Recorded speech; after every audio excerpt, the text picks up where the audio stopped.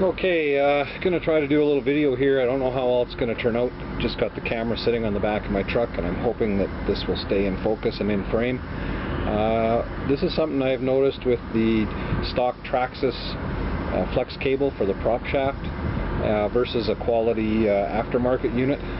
What I've done here, the aftermarket unit is actually for a different boat. It's a little bit longer, so I've marked the end with some red tape just so that we're working with the same length of cable. And what I'm going to do here is I'm going to take the stock Traxxas shaft first. I'm just going to take it and I'm going to bend the end right around and basically kind of touch it to the tip of the shaft.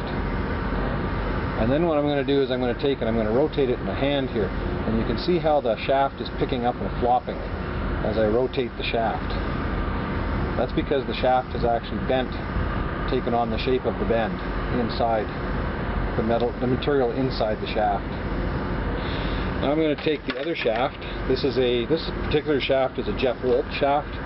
It's a 150 shaft. Any high quality shaft from Octura, from any one of the resellers, I'm sure would react the same. So I'm going to take it, I'm going to bring the red part right back to the tip, and in fact in this case I'm actually even going to pull it quite a bit more past there just to give you an idea how significant this is. And there's a fair bit of resistance on that shaft right now. Now when I take it up and when I spin it, you notice that the shaft stays limp and flexed, and the rotation is just being absorbed by the shaft.